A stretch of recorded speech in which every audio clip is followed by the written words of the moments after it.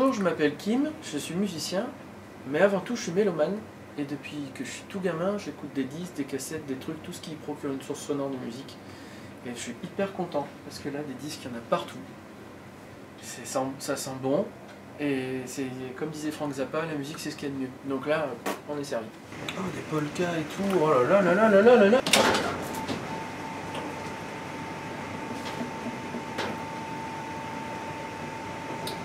Je sais pas où il peut être le caméra. On l'a perdu.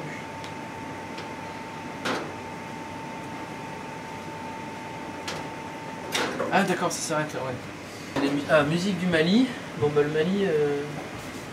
Mali c'est ce qui directement est les choses que préfèrent les Occidentaux, quoi. Hein. En général, le Mali est apprécié des gens qui aiment le rock et le blues et la pop, les Occidentaux, parce qu'il y a quand même beaucoup de gammes en commun. Certaines gammes pentatoniques, mixolydiennes, souvent, qu'on peut retrouver. Donc le Mali, il a la côte, mais il y a d'autres pays qu'on connaît moins, comme le Togo. Très bien aussi, il y a le Lesotho, tout à fait au milieu de l'Afrique du Sud, où il y a de la musique avec de l'accordéon, qui est très très belle, et puis c'est en plein milieu, ça n'a pas d'accès sur la mer. Alors la musique des griots, alors ça c'est Francis Bébé qui parlait beaucoup de la musique des griots, avec des poètes et tout ça, c'est super intéressant. La porte d'entrée, je trouve, c'est Francis Bébé qui en a beaucoup parlé, il y a même des livres, hein, il me semble qu'il a fait là-dessus, en tout cas là-dessus, ou avec des sujets là-dessus. Et puis il en a joué, il en a mis dans ses disques à lui. Francis Bébé, c'est nickel pour découvrir l'Afrique.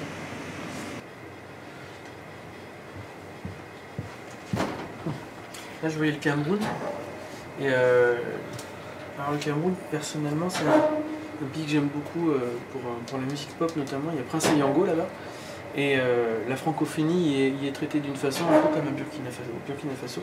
C'est pour ceux qui aiment le chant français. Il y a une manière d'écrire là-bas qui est vraiment exceptionnelle. Bon là on voit plutôt quelqu'un qui a l'air de jouer une sorte de zourna.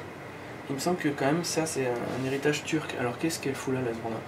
C'est ça qui est bien quand on voit je trouve la musique du monde, c'est qu'il y a des choses comme ça où on voit les migrations. C'est une bonne lutte contre le racisme, quoi, d'écouter toutes ces musiques.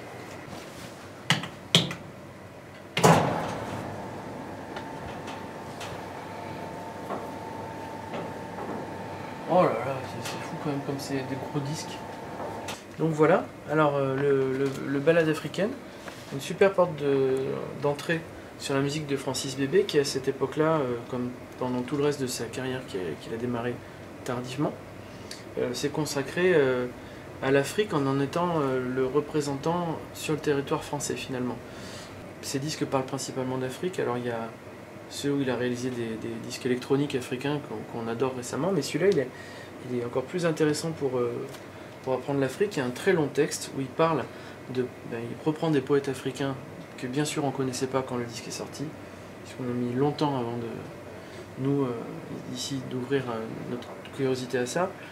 Il joue de la guitare classique et on pensait jusque-là que l'héritage était européen, voire andalou, mais en tout cas africain, on ne savait pas. Donc il y a des pièces de guitare inspirées, oui c'est ça, inspirées, mais pas des reprises, mais inspirées de la tradition de la guitare classique en Afrique. Donc la guitare classique, oui c'est un instrument du vagabond un peu, mais là, lui, il l'utilise d'une façon classique, comme chez nous quand elle a remplacé le luth, quoi. Et on découvre notamment que c'était à la même époque. Donc des choses sur quoi peut-être l'Europe a fermé les yeux, quoi. Parce qu'ils n'avaient pas envie de s'intéresser à ça. Voilà, je crois, hein, enfin... C'est ce que je me dis, j'arrive pas à comprendre comment est-ce qu'on a, pendant si longtemps, pas regardé du tout ce que faisait ce continent-là. La première moitié du 15e siècle, il dit. C'est quand même dingue, hein. La première moitié du 15e siècle, la guitare arrive en Afrique. C'est il y a longtemps, quoi. Donc ça, c'est un super disque. Hein. Un peu rare. Ça c'était une chouette, mais... Alors, quand même... Pas déconner. Ici encore plus bas peut-être. Ah mais sinon il y a des Sinjun. Ah, j'adore des Sinjun. C'est Brown Book. Oh, j'adore. Ah là là, Fist des créatures, bien sûr. Voilà, ça. C'est ça, donc il faut. C'est ça, c'est super. Donc ça c'est le premier album des créatures. Les Creatures. C'est un album qui est un hasard. C'est un groupe qui s'est formé par hasard, mais c'est un couple aussi. C'est donc Siouxsie, chanteuse de Siouxsie and the Banshees, avec Budgie, son batteur. et également Marie à cette époque-là. On est en 83, Budgie il a intégré les Banshees 3 ans auparavant, puisque c'était pas le batteur original, il jouait chez les Slits avant, et il intègre les Banshees donc sur le 3e album des Banshees. Siouxsie se marie un peu immédiatement avec lui, il me semble, enfin en tout cas ils forment un couple assez rapidement. Et l'année 83 est un petit peu difficile, tout le monde est un peu fatigué, ils ont sorti pas mal d'albums. Siouxsie et Budgie, bref, ont besoin de vacances. Ils partent en vacances dans un pays, je ne sais plus lequel, aux Bahamas peut-être, je sais plus. C'est important, non c'est Hawaï. Et arrivés là-bas, ils sont respectivement le chanteur, enfin la chanteuse, donc ils vont à Hawaï. Siouxsie, elle est donc la chanteuse Siouxienne de Banshees. Budgie, le batteur, il se retrouve donc à être percussionniste et chanteur sur l'envie de faire un album en plein milieu d'un endroit qui les inspire et où ils se disent des percussions, des voix, une ambiance tropicale. On va faire un album un peu de world music, alors qu'on est des punks. Donc il n'y a que de la voix et des percussions. Un des meilleurs batteurs et qui arrive à noyer le punk, le reggae, la world music, donc son jeu est très riche. Il joue aussi du balafon et ils échantillonnent quelques pièces de musique traditionnelle qu'ils trouvent sur ce voyage-là, quelques bruits de jungle, quelques chants traditionnels, du chant tribal ou des choses comme ça, et par-dessus Siouxsie chante. Tout Londres, toute l'Angleterre, la France et bien d'autres pays vont s'intéresser aux musiques à ce moment-là qu'il y a dans les autres parties du monde. Peter Gabriel c'est le moment où ils font de Real World. Robert Marley, j'allais dire. Bob Marley est mort donc 2 ans auparavant et a largement montré ce qu'était la musique reggae. Et il y a également Joe Jackson qui découvre son goût pour la musique latine.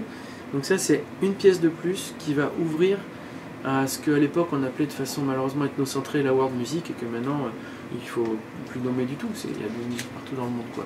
Je prends au hasard ce coffret de Liszt, j'ai jamais su le prononcer, Franz Liszt, parce que tout ce qu'il propose musicalement est de toute façon vraiment génial.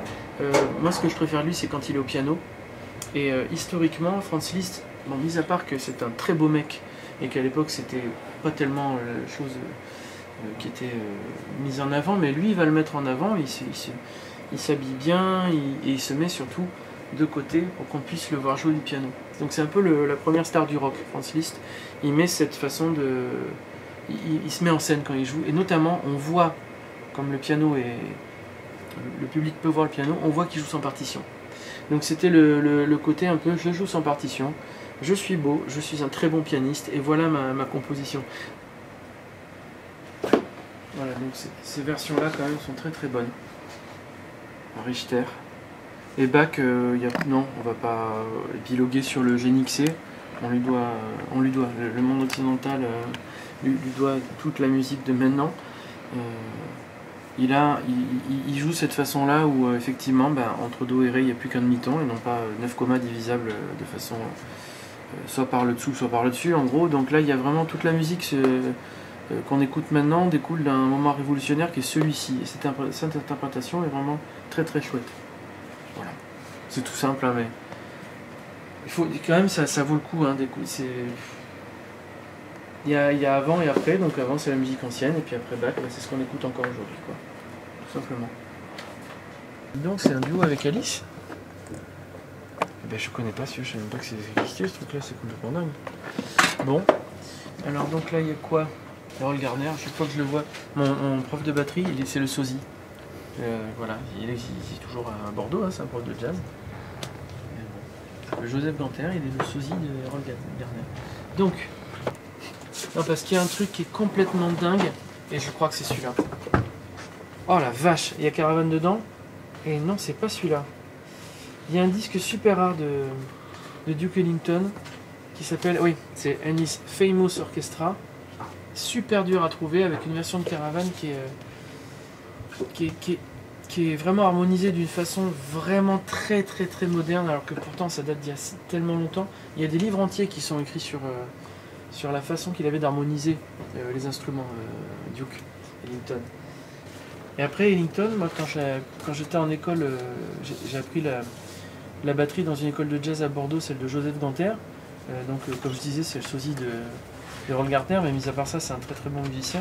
Et il nous avait dit, Ellington, il était très précautionneux avec son orchestre, toujours fidèle et toujours très réglo, ponctuel. Et quand les périodes étaient difficiles, tant financièrement qu'au niveau des plannings ou quoi que ce soit, ça se vivait tous ensemble. Et quand elles étaient fastes, ça se vivait tous ensemble aussi. Et c'était la leçon. Ellington, comme il traite ses musiciens, c'est comme ça qu'il faut faire quand on a des musiciens. Ça permet qu'ils restent avec la personne qui dirige ou qui conduit toute sa vie, quoi. Je crois qu'il a eu quasiment tout le temps le même orchestre, il me semble. Alors, Sun Ra aussi, hein, mais on parle d'une secte pour Sun Ra. Alors, c'est pas... Donc moi j'ai entendu que c'était l'exemple à suivre de comment on se comporte avec des musiciens. C'est vraiment Duke Ellington, quoi.